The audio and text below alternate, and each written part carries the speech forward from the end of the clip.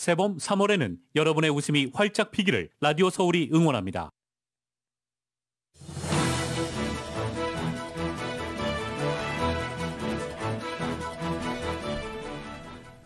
제20대 대한민국 대통령 선거 투표가 시작됐습니다. 투표는 LA 시간으로 내일 새벽 2시 반에 끝나며 당선인 윤곽은 내일 아침 8시쯤 나올 것으로 예상됩니다. 공식 선거운동 마지막 날, 마지막 순간까지 주요 대선 후보들은 나란히 서울에서 22일 동안의 대장정을 마무리했습니다. 특히 이번 선거의 캐스팅 보트인 청년층 공략에 혼신의 힘을 쏟았습니다. 저희 라디오 서울 방송에서는 오늘 저녁 7시부터 자정까지 5시간 동안 대선 특별 방송을 진행합니다. 애청자 여러분들의 많은 청취 바랍니다. 조 바이든 대통령이 러시아산 원유와 가스의 수입을 금지한다고 발표했습니다. 토니 블링컨 국무장관은 유럽이 러시아에 대한 에너지 의존도를 낮춰야 한다고 촉구했습니다.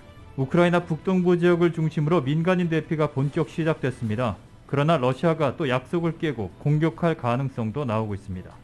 형사처벌 권한이 없는 개인이나 단체가 특정인에게 임의로 가하는 사적 형벌인 린치를 연방증오범죄로 규정한 법안이 의회를 최종 통과했습니다. LA경찰국이 코로나19 백신 접종 의무화 정책을 위반한 경관 3명을 해고했습니다. 시의회는 내일 백신 접종 증명 의무화 조례안의 철회 여부를 결정합니다. LA 카운티 시간당 최저임금이 $15 96센트로 오릅니다. 이번 임금 인상은 2016년에 통과된 최저임금 인상안에 따른 것입니다. 코로나19 팬데믹 이후 한인을 대상으로 한 증오범죄가 1765건 발생한 것으로 집계됐습니다. 중국계에 이어서 두 번째로 많았습니다. 애플이 5G를 탑재한 보급형 아이폰 SE 새 모델을 공개했습니다. 고효율 칩인 M1을 탑재한 아이패드 에어 새 모델도 공개했습니다. 뉴욕 유가가 $120를 돌파하며 장을 마쳤습니다. 증시는 국제 유가 폭등의 영향으로 하락했습니다. LA 지역 오늘 밤과 내일 맑은 날씨는 이어지겠습니다. 밤 최저 기온 47도가량, 내일 낮 최고 기온은 68도가량으로 예상됩니다. 주요 뉴스는 공항에서부터 목적지까지 모바일 체크인과 첨단 공기순환 시스템을 통해 안전한 기내 환경과 여행을 제공하는 아시아나 항공 제공입니다. 여러분 안녕하십니까? 김미회입니다. 안녕하십니까? 임승찬입니다. 3월 8일 화요일 라디오 서울 이브닝 뉴스 1부 시작하겠습니다.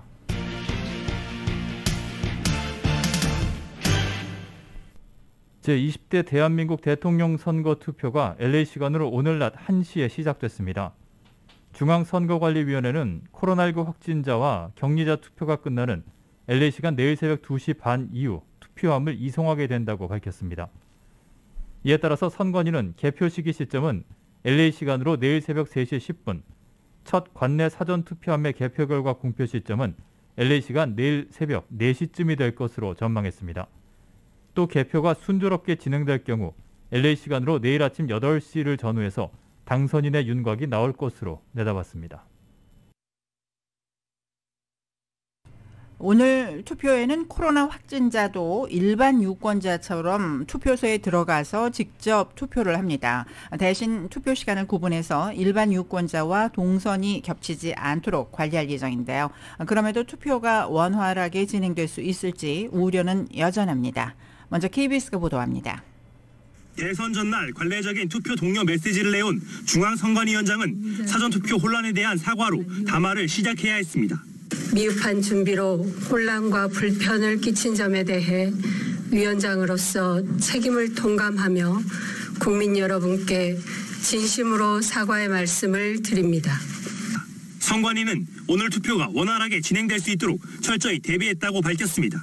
실제 투표가 이뤄지는 투표소를 찾아가 봤습니다. 코로나19 확진자 투표에 대비해 손소독제와 방호복 등 방역 물품이 준비되어 있습니다. 건물 외부에 확진자용 임시 기표소를 따로 설치했던 사전투표 때와 달리 이번에는 내부에서 모든 투표 과정이 마무리됩니다. 확진자도 일반 유권자와 마찬가지로 투표소에서 기표를 한 뒤 투표용지를 직접 투표함에 넣는 방식을 택한 겁니다. 외출은 오후 5시 50분부터 허용되며 6시부터 7시 반까지 투표소에 도착하면 투표할 수 있습니다. 만약 오후 6시가 넘어서도 일반 유권자 투표가 끝나지 않을 경우 확진자는 별도의 장소에서 기다려야 합니다. 일반 유권자와 동선이 겹치지 않도록 하는 취지지만 확진자가 한꺼번에 몰려 긴 시간 대기하는 등 혼선이 빚어질 가능성은 여전합니다. 투표함은 확진자까지 투표를 마친 뒤 개표소로 옮겨지고 8시 10분쯤 개표가 시작될 것으로 선관위는 전망했습니다. KBS 뉴스 박민철입니다. 네, 20대 대통령 선거 공식 선거운동 마지막 날, 그 마지막 순간까지 주요 대선 후보들은 나란히 서울에서 22일 동안의 대장정을 마무리했습니다. 특히 종료 직전까지 한 표를 호소하면서 이번 선거의 캐스팅 포트인 청년층 공략에 혼신의 힘을 쏟았습니다. YTN이 보도합니다. 공식 선거운동 마지막 날 수도권 구석구석을 누빈 더불어민주당 이재명 후보가 대미를 장식한 곳은 청년들로 붐비는 서울 홍익대 거리였습니다.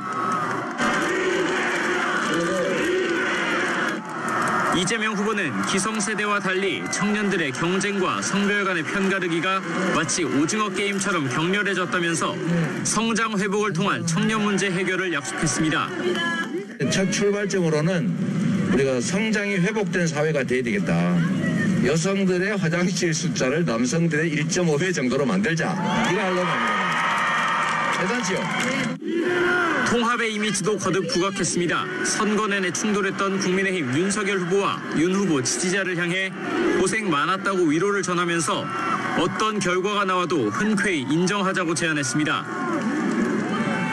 제주에서 시작해 경부선을 거슬러 올라온 윤석열 후보 역시 마지막 일정을 서울 건국대와 강남으로 잡고 청년 표심 잡기에 주력했습니다.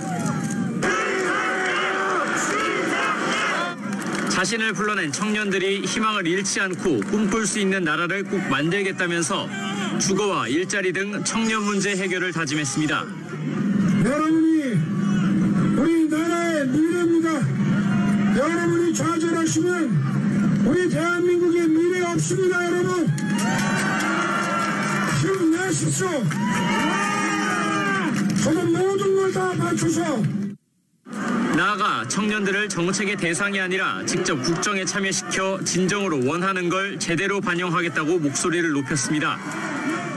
정의당 심상정 후보의 공식 선거운동 마무리 장소도 청년층 공략을 위한 서울 홍대였습니다. 역대급 비호감 대선에서 소신 투표를 통해 양당 정치를 끝내달라면서 특히 청년들의 불평등 문제를 해소할 적임자라고 자처했습니다. 금수저, 흑수저에 의해서 나의 미래가 규정되는 우리 청년들, 이런 사회를 바꾸려면 불평등을 근본적으로 해결하는 대통령이 나와야 돼. 이번 선거의 캐스팅 보트로 꼽히는 2030 청년층에게 마지막까지 한 표를 호소한 여야 대선 후보들.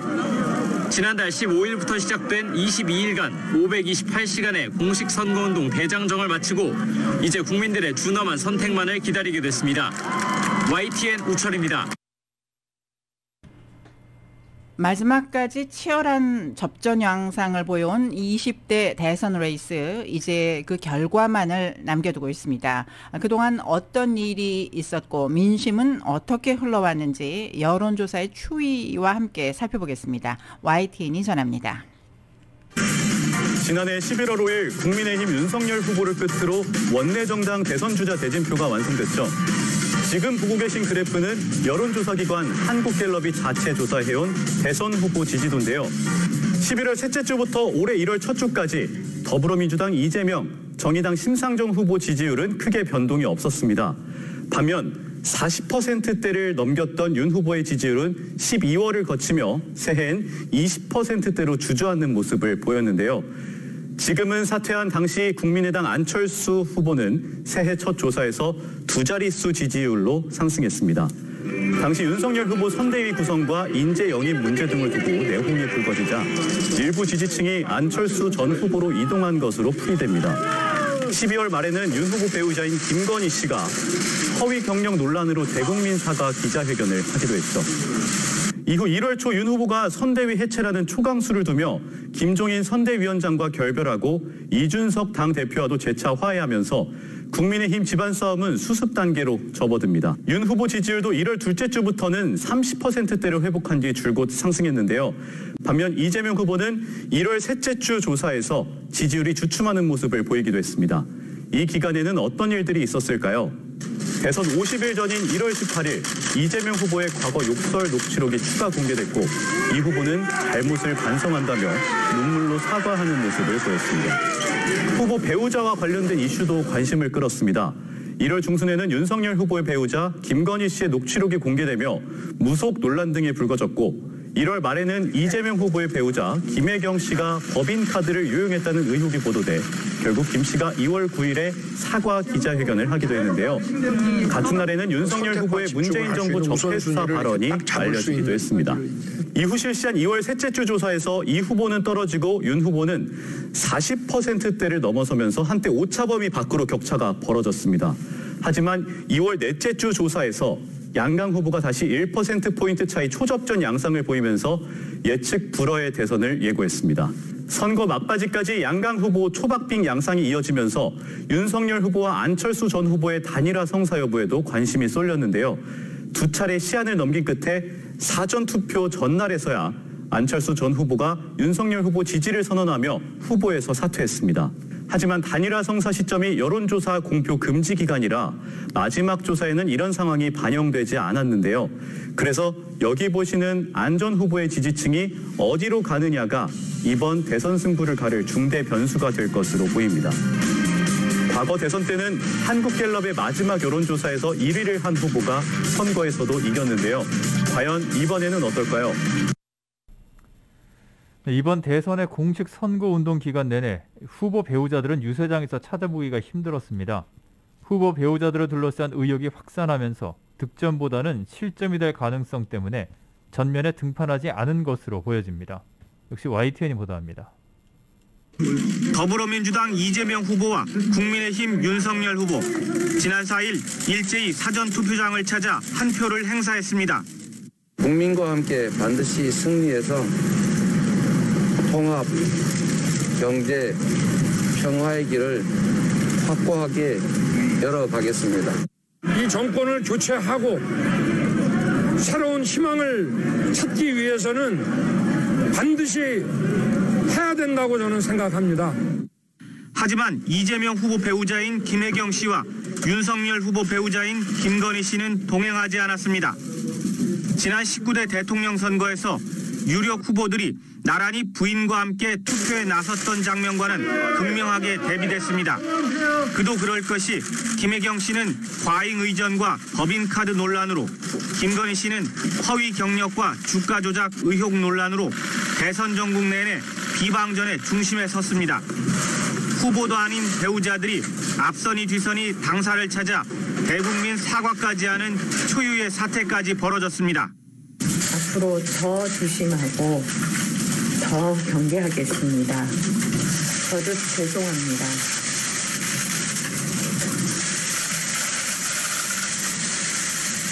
모든 것이 저의 잘못이고 불찰입니다. 부디 용서해 주십시오. 한때 활발하게 움직였던 김혜경 씨나 애초 외부 공개를 꺼렸던 김건희 씨 모두 공식 선거운동 기간에는 유세장에 전혀 모습을 드러내지 않았습니다. 이 역시 가족들이 전면에 나섰던 지난 대선과도 확연히 비교됩니다. 득표에 도움이 되기보다는 오히려 실점이 될 수 있다는 각 당의 전략적 판단 때문인데 정의당 심상정 후보만이 남편과 유세 일정 곳곳에 동행하며 차별화에 힘을 쏟았습니다. 네, 남편인데. 안녕하세요. 아, 예. 여기 전국 이 고향입니다. 이처럼 유력한 두 양강 후보 배우자들이 화면에서 사라진 모습은 20대 대선의 역설적인 진풍경으로 남게 됐습니다. YTN 황보현입니다. 네, 더불어민주당 이재명 후보 오늘 자택에 머물면서 20대 대통령 선거 결과를 기다립니다. 민주당 선대위 관계자는 이 후보가 당선인 윤곽이 나올 때까지 자택에서 개표 방송을 지켜볼 예정이라고 밝혔습니다. 이후 이 후보는 결과에 따라 국회에 마련된 당 개표 상황실을 방문할 계획입니다.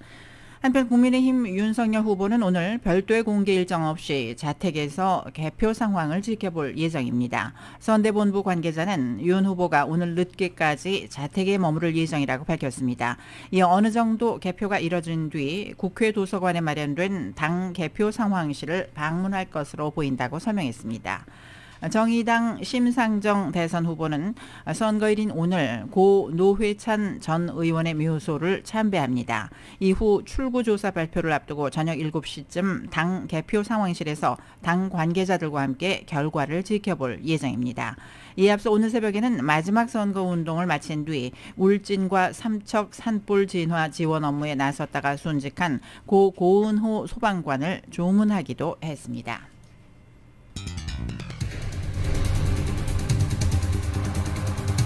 라디오 서울 이브닝 뉴스 1부, 이 시간은 LA와 가든그로브 두 곳에서 모시는 금강안경 검안과 1250만 불 교통사고 최고보상 교통사고 전문 천재 변호사 리차드 호프만, 빛으로 태어나는 당신은 카후나 미인 100% 근적외선 마스크는 카후나뿐입니다. 정직한 빛 카후나 LED 마스크, 온오프 PRGR 야마하 14 MU 스포츠, 전미국 독점 총판 올림픽 골프에서 보내드립니다.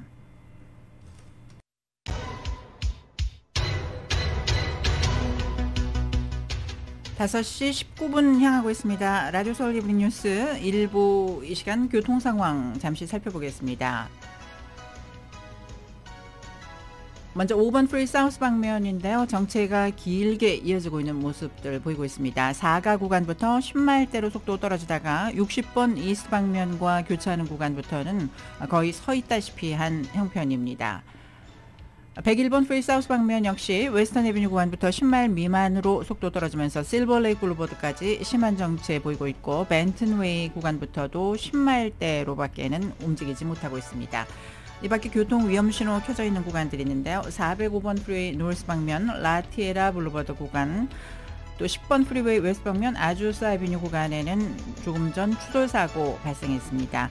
605번 프리 사우스 방면 위리어 블루버드 구간에도 히트앤런 사고 일어났습니다. 끝까지 안전운전 하시기 바랍니다. 교통 상황이었습니다. 이브닝 뉴스 1부 함께하고 계십니다. 조 바이든 대통령이 우크라이나를 침공한 러시아에 대한 제재로 러시아산 원유와 가스의 수입을 금지한다고 발표했습니다. 푸틴 대통령과 러시아의 전쟁 수행에 강력한 타격을 주기 위한 것인데, 가뜩이나 올라있는 유가가 역대 최고 기록을 훌쩍 뛰어넘을 것이란 관측도 나오고 있습니다. 이 소식은 YTN이 보도합니다. 바이든 대통령이 러시아산 원유와 가스의 수입 금지를 천명했습니다. 유럽 등 동맹과 긴밀한 협의를 거쳐 결정했다고 설명했습니다. 미국의 독자적 행동이라면서 동맹이 동참하지 못한 것을 이해한다고 말했습니다. We made this decision in close consultation with our allies and our partners around the world, particularly in Europe, because a united response to Putin's aggression has been my overriding focus. 또 이번 조처로 인해 미국이 치를 부담이 있지만 러시아 압박이라는 목표에는 단합해 있다고 강조했습니다.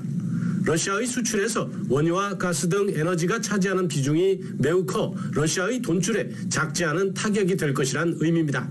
다만 국제시장의 원유 공급망에도 영향을 주고 유가 급등에 따라 일반 소비자가 받을 피해가 커지는 것은 불가피한 부작용입니다. We remain united in our purpose to keep pressure mounting on Putin and his war machine. This is a step that we're taking to inflict further pain on Putin.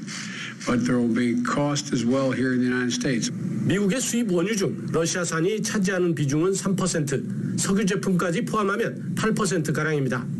러시아산 에너지 의존도가 높은 유럽 국가들은 당장은 이 조처에 동참할 수 없는 상황입니다. 다만 영국이 동참하는 뜻을 밝혔습니다.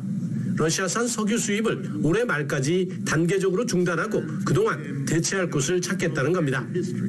미국의 이번 조처로 유가가 배럴당 $200까지 오를 것이란 전망이 나올 정도로 충격파가 작지 않습니다. 다만 미국 의회가 초당적으로 요구해온 만큼 미국 내부적으로는 반발이 크지 않을 것으로 보입니다. 워싱턴에서 YTN 강태욱입니다. 토니 블링컨 미 국무장관은 유럽이 러시아에 대한 에너지 의존도를 낮춰야 한다고 촉구했습니다. 발트 3국 중 마지막으로 에스토니아를 방문 중인 블링컨 장관은 현지 시각 8일 구소련에 속했던 이들 3개국에 나토가 안전을 보장하리라는 것을 재차 약속하면서 이같이 밝혔습니다. 블링컨 장관은 여러 유럽 국가는 이번 기회에 러시아에 대한 에너지 의존도를 반드시 줄여나가기 시작해야 한다며 러시아가 에너지를 무기로 사용하기 때문이라고 설명했습니다. 또 많은 다른 국가가 비슷한 행태를 보인다며 이는 신재생에너지로 빠른 전환을 위한 당위를 강조하고 있다고 말했습니다.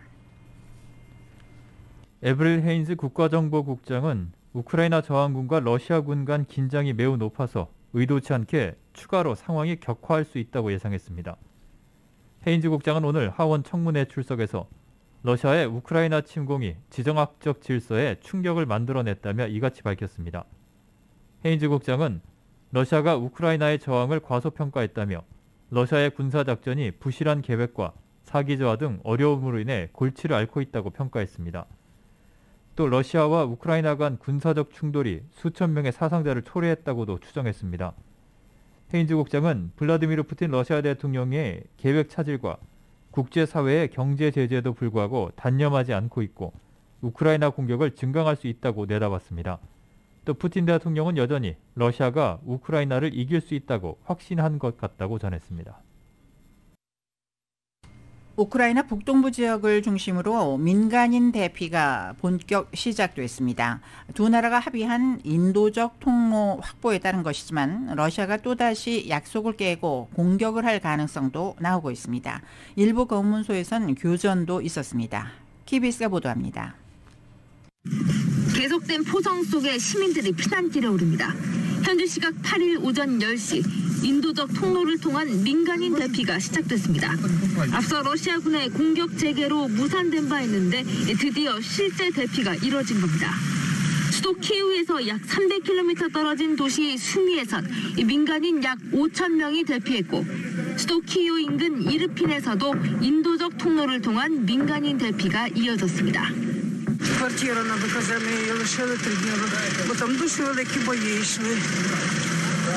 Ви знаєте, між Ірпінем і Бучі. 앞서 러시아 국방부는 수도 키이우와 제2의 도시 하르키우, 수미 등 5개 도시에 인도적 통로를 개설한다며 임시 휴전을 선언했습니다. 우크라이나는 수미시에서 인근 폴타바시 중심에 이르는 노선을 따라 12시간 동안 러시아군의 공격이 멈출 것이라고 밝혔습니다. 임시 휴전은 대부분 지켜졌지만 이 검문소 한 곳에선 총격전이 벌어졌다는 소식도 전해졌습니다. 또 러시아군에 포위된 남부도시 마리우폴에서도 대피가 추진됐지만 완전한 휴전이 유지되지는 않는 모습입니다. 우크라이나 대통령실은 마리우폴 주변으로 폭격이 계속 보고되고 있어서 이 안전을 보장할 수는 없는 상황이라고 밝혔습니다. 실제 민간인들의 대피를 앞둔 수미에선 전날 밤 공습으로 21명이 숨졌습니다. 유엔 인권사무소는 러시아의 침공 이후 지금까지 우크라이나에서 탈출한 난민은 200만 명을 넘어섰고 어린이 29명을 포함해 민간인 470여 명이 숨졌다고 밝혔습니다. KBS 뉴스 심연입니다. 러시아가 우크라이나 내 5개 도시에서 민간인 대피를 위한 안전 통로를 운영하는 제안을 했습니다. 러시아는 현지 시각 8일 우크라이나 내 인도주의 대응을 위한 정부 간 조정본부 명의의 성명을 통해서 9일에도 주민들의 대피를 위한 인도주의 통로 운영을 제안한다고 밝혔습니다. 러시아 측은 우크라이나의 수도인 키이우, 북부의 체르니히우, 동북부의 수미와 하르키우, 그리고 남동부 마리우폴 등 5개 도시에서 출발해 우크라이나 내 다른 도시들과 러시아로 이어지는 인도주의 통로 가동 보장을 위해서 9일 휴전을 선언할 것이라고 약속했습니다. 폴란드 외무부가 현지 시간 8일 미그 29 전투기를 독일 주둔 미 공군 기지에 배치하고 미국의 처분에 맡길 준비가 됐다고 밝혔습니다. 폴란드 외무부는 다른 나토 회원국에도 미그 29 전투기를 제공하라고 촉구하면서 미국에 그에 걸맞은 작전 능력을 갖춘 중고 항공기를 제공할 것을 요청한다고 덧붙였습니다. 미국은 우크라이나의 요청에 따라 전투기 지원을 검토해왔습니다. 폴란드가 우크라이나 조종사들이 다룰 수 있는 러시아제 미그 29 전투기를 우크라이나에 넘기고 대신 미국이 폴란드에 F-16 전투기를 제공하는 방식입니다. 러시아가 미국의 냉전 시대 평화적 공존 체제로 돌아가자는 제의를 했습니다. 인테르팍스 통신에 따르면 알렉산드르 드리치예프 러시아 외무부 북미국장은 오늘 러시아와 미국은 지난 냉전 시대의 가치와 이상의 차이에도 작동했던 평화적 공존 원칙을 기억해내는 것이 좋을 것이라고 말했습니다. 다르치예프 국장은 러시아와 미국이 핵 강대국으로서 세계의 운명을 책임진다는 점에서 양자관계의 기본을 이해한다면 관계 정상화의 희망을 품을 수 있을 것이라고 덧붙였습니다. 그러면서 물론 이를 위해서는 상호 간의 행동이 있어야 한다며 러시아는 이와 같은 상호주의에 대한 준비가 돼 있다고 말했습니다.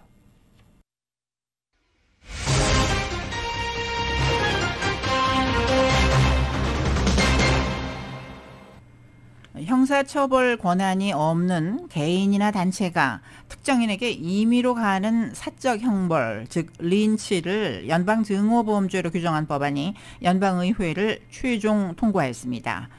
오늘 주요 언론들에 따르면 연방상원은 어제 에메틸 안티 린칭 법안으로 이름 붙인 반린치 법안을 표결에 붙여 만장일치로 승인했습니다. 앞서 하원은 지난달 28일 이 법안을 422대 3 압도적 표차로 가결한 바 있습니다. 이에 따라 이 법안은 바이든 대통령의 서명 절차를 거쳐 공표되면 시행에 들어가게 됩니다. 척 슈머 상원 다수당 대표는 법안이 통과된 후 린치 금지 입법 노력이 의회에서 200여 차례나 무산된 끝에 결국 승인됐다. 오랜 여정이었다고 말했습니다.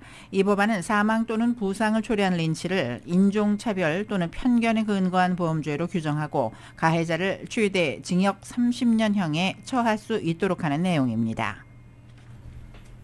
10대 1명이 숨지고 2명이 크게 다친 아이오와주 드모인의 고등학교 총격 사건은 같은 10대 6명이 저지른 범죄로 나타났습니다.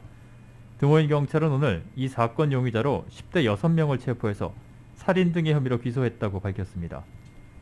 앞서 어제 오후 2시 48분쯤 드모인 중심가 인근의 이스트 고등학교에서 차량 여러 대가 지나가면서 행인을 향해 총격을 가하는 사건이 벌어졌습니다. 이 사건으로 이 학교 학생이 아닌 15세 소년이 사망했습니다. 경찰은 이 소년이 이번 총격 사건의 표적이었다고 설명했습니다. 또 다른 16세와 18세 여학생 2명도 총에 맞아 병원으로 옮겨졌지만 중태입니다. 사건 뒤 드모인 경찰은 주택 5곳과 차량 6대를 압수수색해서 6증의 총기를 압수했습니다. 용의자들은 드모인에 사는 14세에서 17세 6명으로 살인과 살인 미수 혐의로 기소가 됐습니다. 드모인 경찰은 이 사건이 학교 밖에서 벌어지긴 했지만 우리 동네 어디서든 일어날 수 있었다며 용의자들은 그들의 표적을 발견한 곳이 학교였다고 설명했습니다. 경찰은 그러나 더 구체적인 범행 동기 등은 밝히지 않았습니다. 글렌 벤 허크 미 북부사령관이 북한이 조만간 새로운 대륙간 탄도미사일인 ICBM 시험 발사를 할 수도 있다고 밝혔습니다. 벤 허크 사령관은 오늘 하원 군사위원회 청문회에 출석해 북한이 ICBM을 성공적으로 시험 발사하고 핵실험에 성공한 것은 우리의 선택을 제한하려는 능력을 개발하려는 북한 지도자들의 결심을 뚜렷하게 보여주는 것이라며 이같이 말했습니다. 이어 북한은 2020년 10월 새로운 ICBM을 공개했다며 그것은 2017년에 마지막으로 시험한 것보다 훨씬 더 역량을 갖춘 것이라고 설명했습니다.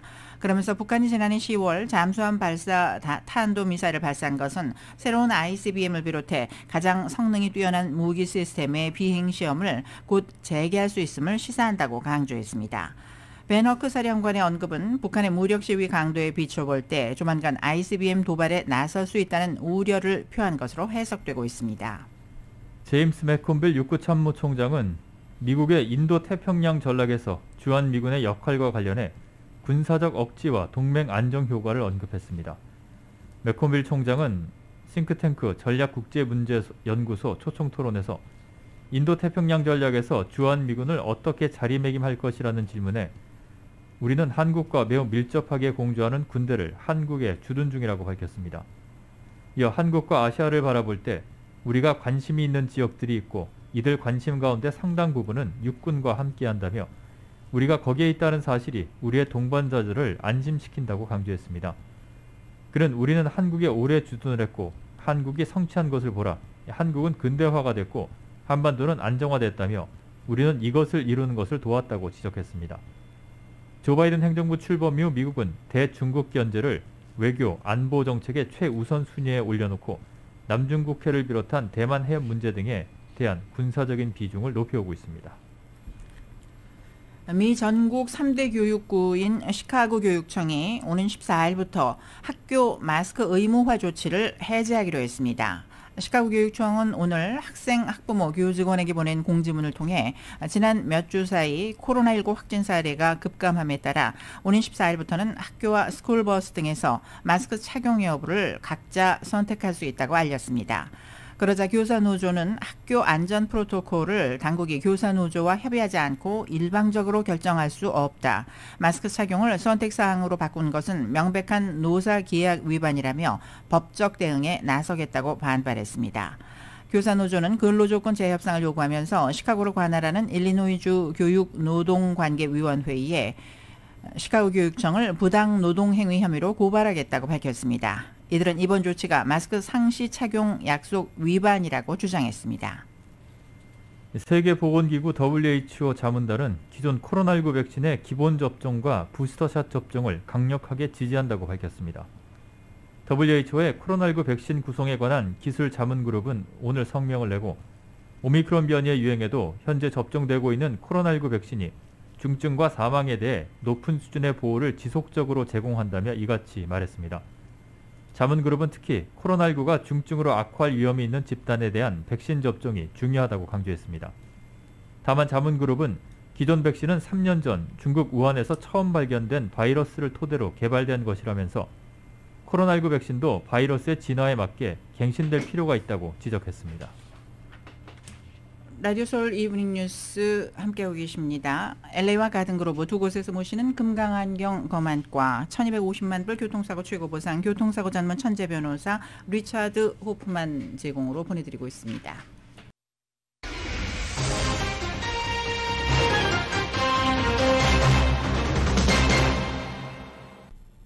네, 이브닝 뉴스 1부 함께하고 계십니다.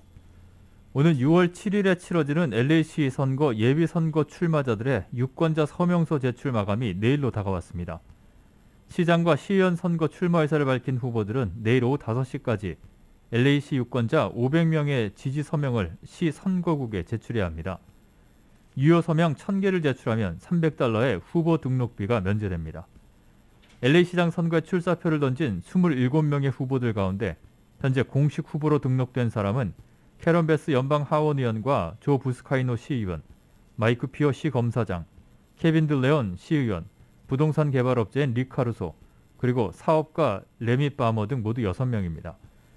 6월 예비선거에서는 LA 시장과 함께 홀수지구 시의원 8자리에 대한 투표도 함께 진행됩니다. LA시 의회가 내일 실내 업소 입장 시에 백신 접종 증명을 의무화하는 조례에 대한 철회 여부를 결정합니다. 조례 철회에 동의하는 누리 마르티네즈 시의회 의장이 상정했으며 내일 오전 관련 동의안에 대한 표결이 진행될 것으로 보입니다. LA 카운티는 최근 실내 업소 입장 시 백신 접종 증명 의무화 정책을 철회한 바 있습니다. LA시는 지난해 11월 8일부터 백신 접종 증명 조례를 시행해 왔으며 위반 시에는 최대 $5,000의 벌금을 부과해 왔습니다. LA 경찰국의 코로나19 백신 접종 의무화 정책 위반으로 3명의 경관이 해고됐습니다. 도미닉 최 부국장은 오늘 경찰위원회에 출석해서 3명의 경관들이 현재까지 해고됐으며 7명에 대해서는 규정 위반에 관한 심사가 진행 중이라고 설명했습니다. 경찰국 직원 가운데 83%가 현재 백신 접종을 완료했으며 1차 접종을 완료한 경관은 0.4%, 그리고 16.2%는 백신 접종을 하지 않은 것으로 집계됐습니다.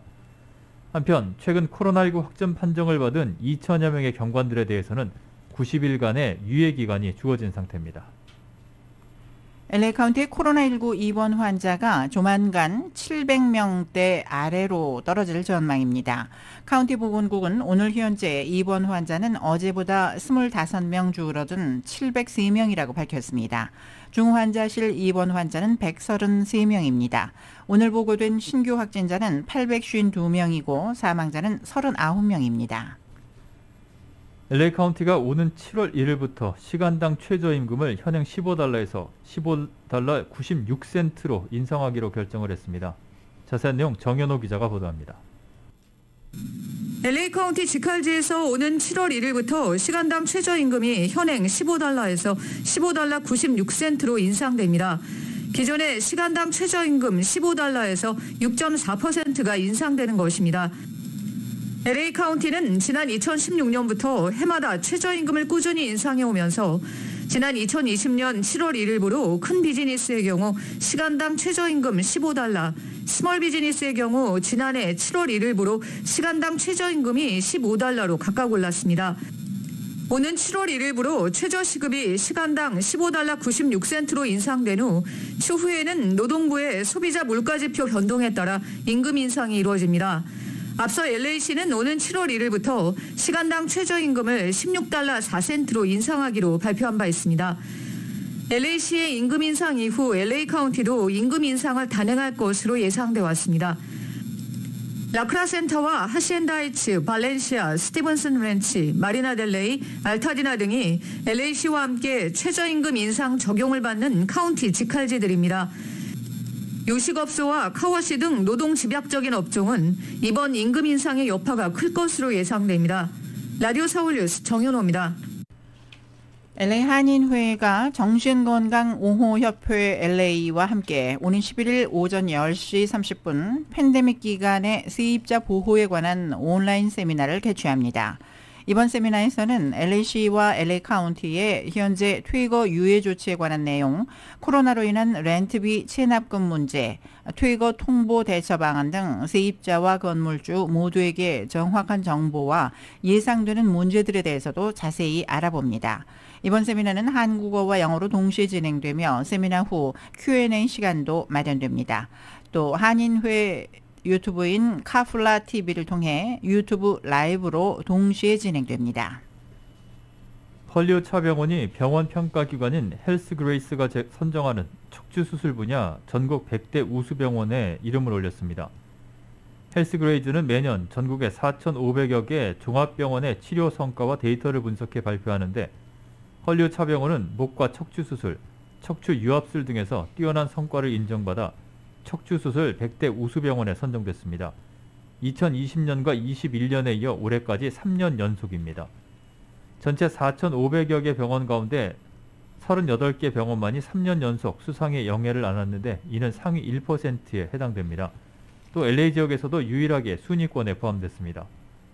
헐리우드 차병원은 올 하반기 4억 달러가 투입된 최첨단 신축 병동을 개원해서 한층 업그레이드된 장비와 서비스, 그리고 더 안전하고 쾌적한 환경을 제공할 예정입니다. 한인들을 대상으로 한 증오범죄 발생이 중국에 이어 두 번째로 많은 것으로 나타났습니다. 아시안증오신고센터인 아텍의 증오를 중단하라가 지난 4일 공개한 보고서에 따르면 2020년 3월 19일부터 2021년 12월 31일까지 전국에선 1,905건의 아시안증오 사건이 신고됐습니다.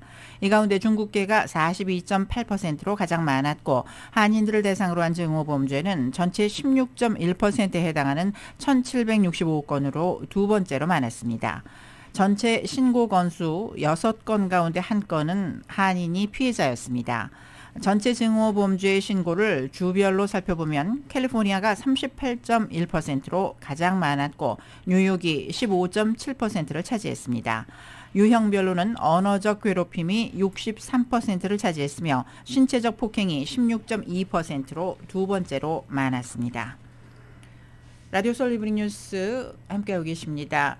빛으로 태어나는 당신은 카우나 미인 100% 근적외선 마스크는 카우나뿐입니다. 정직한 빛 카우나 LED 마스크, 온오프 PRGR, 야마하 폴틴, MU 스포츠, 전미국 독점 총판, 올림픽 골프에서 보내드립니다. 잠시 후에는 경제 소식 이어집니다.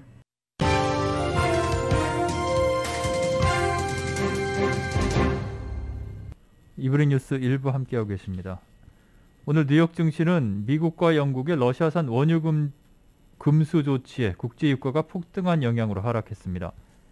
다우존스 산업평균지수는 어제보다 184.74포인트가 하락한 32,632.64로 장을 마감했습니다.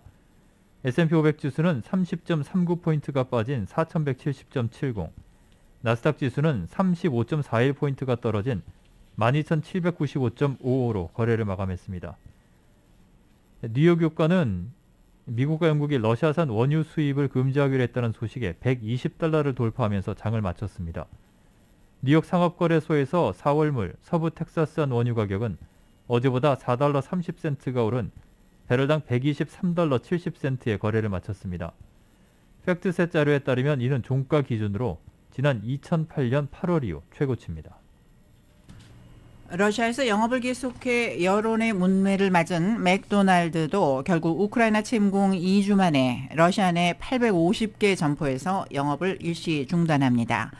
크리스 캠프친스키 CEO는 오늘 직원들과 가맹점주들에게 보낸 서한에서 맥도날드는 상황을 계속 평가해 추가 조치가 필요한지를 판단하겠다며 이같이 밝혔습니다.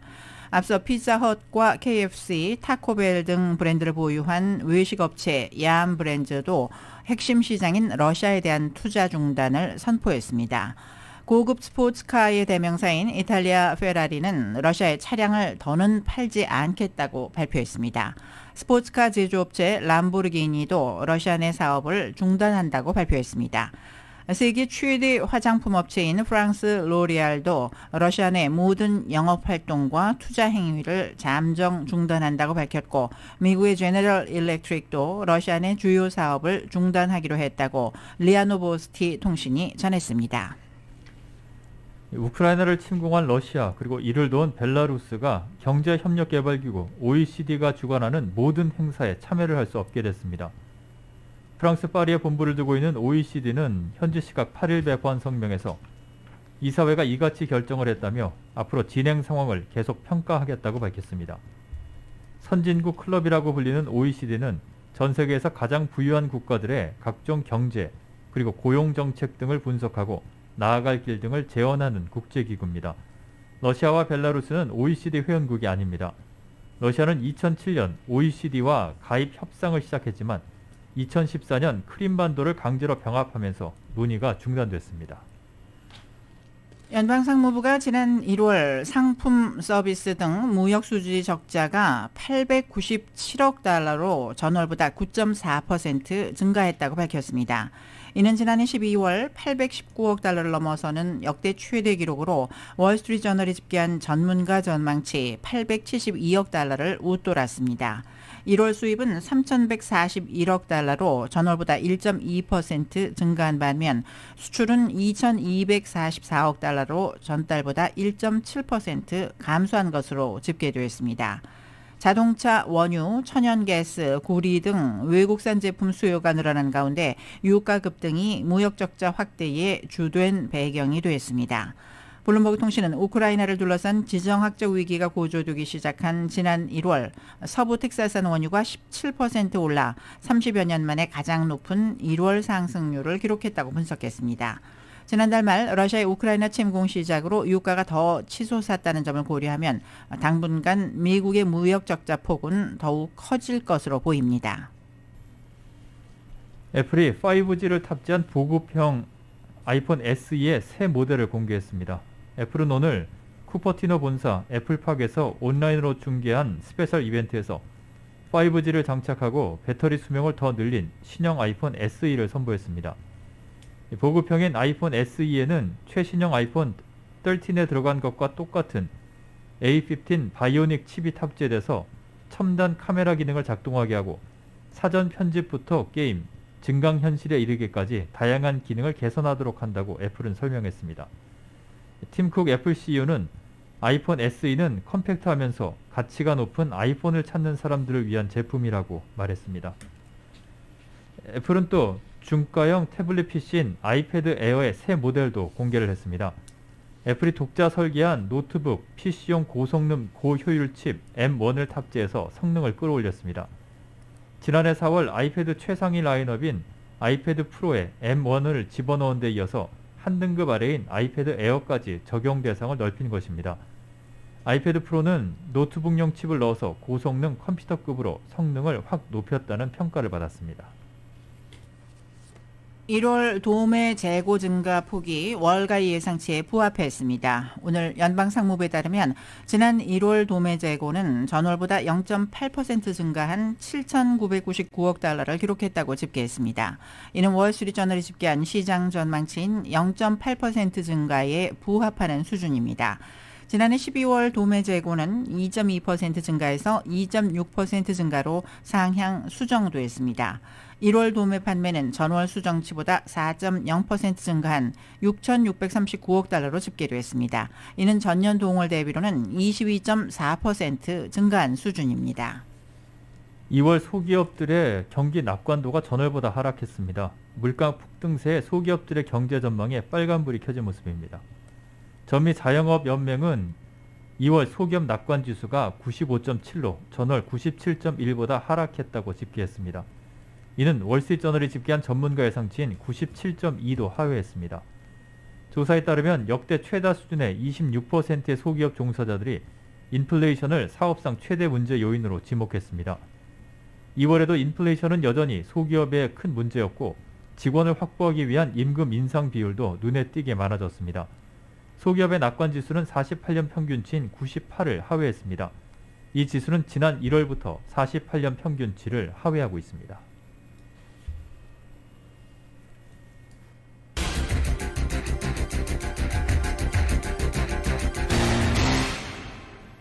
네, 스포츠 소식 종합합니다. 스포츠 중재재판소인 CAS는 러시아 축구협회가 국제축구연맹과 유럽축구연맹의 퇴출 조처에 항소하기로 했다고 밝혔습니다. CSA에 따르면 러시아 축구협회는 자국팀과 클럽이 FIFA 그리고 우에파 주관 경기에 복귀할 수 있게 해달라며 항소를 했습니다. 더불어 러시아 축구협회는 이들 연맹의 조처에 대해서 집행을 유예해달라고 요청을 했습니다. 앞서 FIFA와 우에파는 지난달 28일 우크라이나 침공에 따른 조처로 러시아 대표팀과 클럽의 경기 출전을 금지했습니다.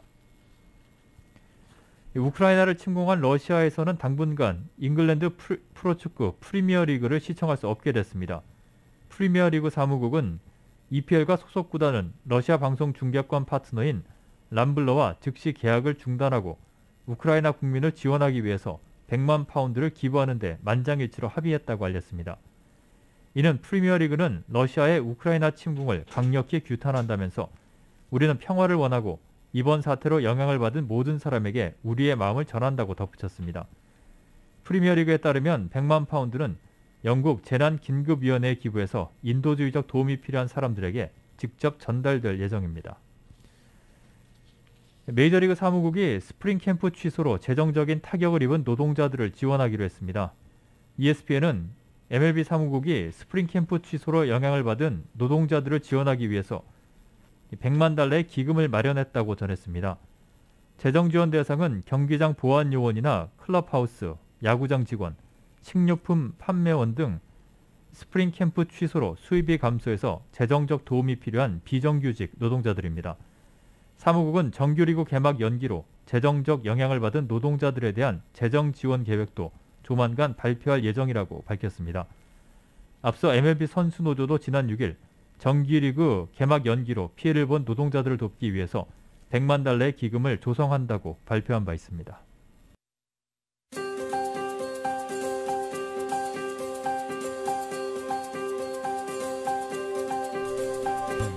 3월 8일 화요일 라디오 서울 이브닝 뉴스 날씨 전해드립니다. 맥도날드에서 소시지나 치킨 맥그리들로 아침을 열어보세요. 맥도날드 제공입니다.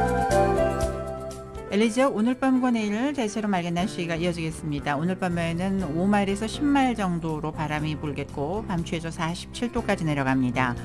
내일 낮 최고 기온 68도가량, 밤 최저 52도가량을 보이겠습니다.